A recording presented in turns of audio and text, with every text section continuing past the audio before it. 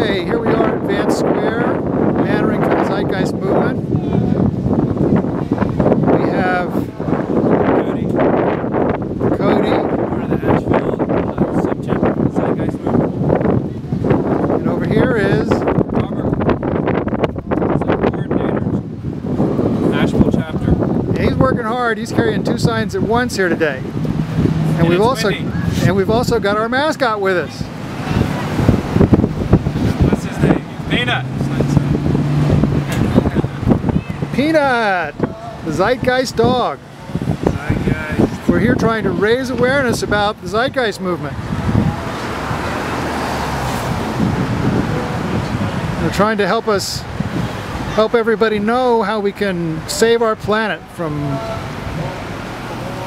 all the disasters we're facing.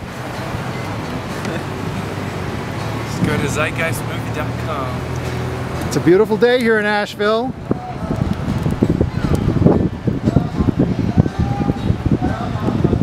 We're at the Vance Monument.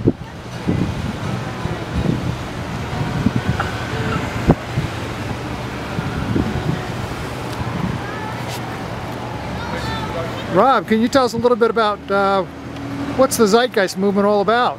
The Zeitgeist movement promotes a resource-based economy, which is way better than what we have now, which is a monetary system.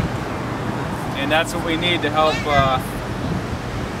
people keep themselves from destroying the planet. zeitgeistmovement.com. And Cody, what is a resource-based economy? It's where the Earth's resources are used. They're held in common for all the world's people. You don't have to submit to employers or to being a slave to the monetary system in order to acquire paper money. It's a money-free system.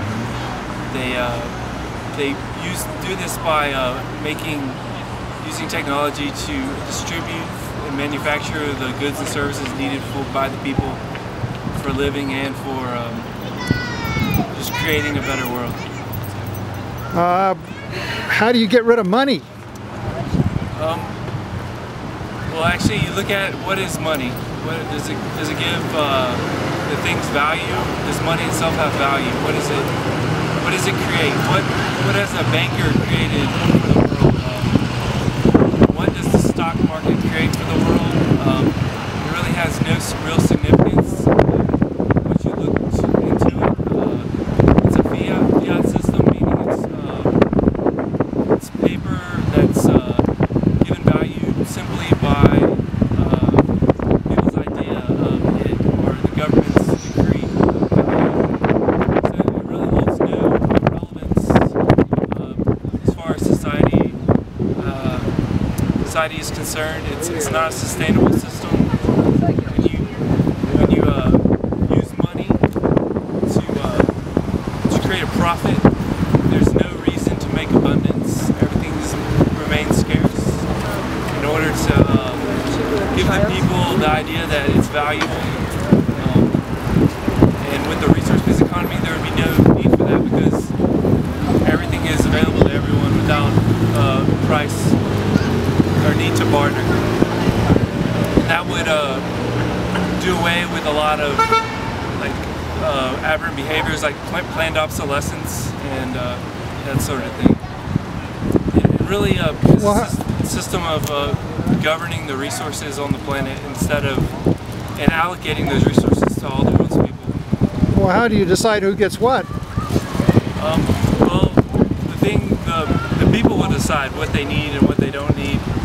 And they'll be educated. We'll make education as a resource, and people will be given the relevant education to make those decisions. It won't be like just a bunch of uneducated or unknowledgeable people making decisions about the planet. The first thing we have to do is educate the world about the state of affairs of the environment, about the state of affairs of government, of the monetary system, and that way, I mean, people will learn that we need to change. It's not that we're going to force the change on other people. It's about educating people and just common sense knowledge about what the environment is that they live in, not trying to ideas onto people, because I think once people have the perspective or gain the perspective through like education or whatever, they'll come to the conclusion that we need a new system. And resource-based economy is just one possible system. It's just a way to look at the future which is sustainable, which is abundant for all the world's people, and not needing to hoard or make items scarce in order to generate a profit. Well, are there other systems that would also work? Not that I'm aware of. The one resource-based economy that I'm aware of is called the Venus Project, and that's by industrial designer and engineer. His name's Jacques Fresco, and more information can be ascertained through the website thevenusproject.com, and it shows you how people can live in harmony with the environment without the need to pollute, to harm each other, because we're really, it's one symbiotic.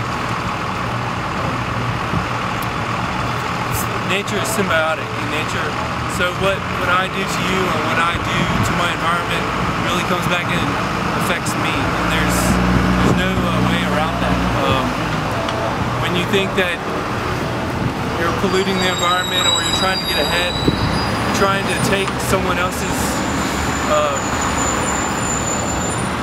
resources or whatever, you begin to find out that that isn't the best way for you or for them. And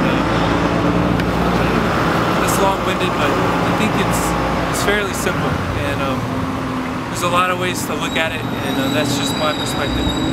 Sounds sort of like a religion or maybe communism or something. Yeah, well, the Zeitgeist movement isn't a political movement. We don't recognize classes, religions, or anything, or dogmas, or anything of that nature. It's more of a movement of direct experience, living in the here now. And in that, you can say it's spirituality, but you don't have to put a label on it. It can just be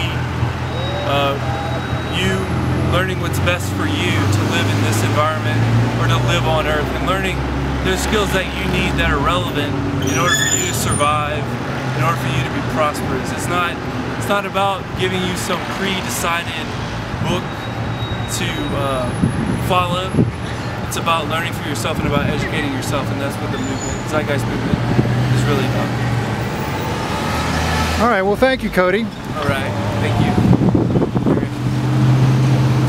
What's up, man? Have you got anything you'd like to add to that, Rob? Yeah, communism had banks, armies, money, government. The resource-based economy would have none of that. No government? No difference. No government. How do you get rid of government? Well, you start using the scientific method. Government's based on faith. Science is not. Science doesn't need faith to work. Science? In what way is this based on science? Science is applying this to our economy. It's a science-based system of living.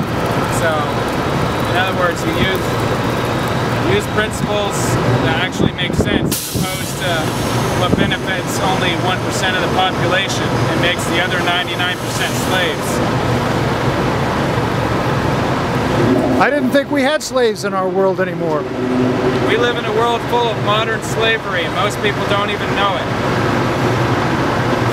Well, how are you going to, I don't see that. I mean, how do I know that? When you're working for somebody else, you know that. When you're working for the majority, for everybody's benefit, and for the world's benefit, you're working for yourself as well as everyone else. As well as with everyone else. Right now, we all only work for one other person. For someone else who owns something. I see. Sort of sounds like a commune. Better. Commune is based on a lot of barter principles. We're talking about more advanced technology to advance our lives. We won't need barter anymore. So this is not about going and living out in the woods then? Maybe some people can.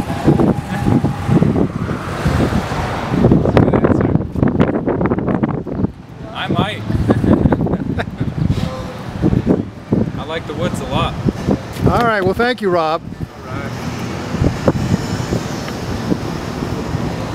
This is, we've been here with the Zeitgeist Movement, downtown Asheville, where they're trying to spread awareness about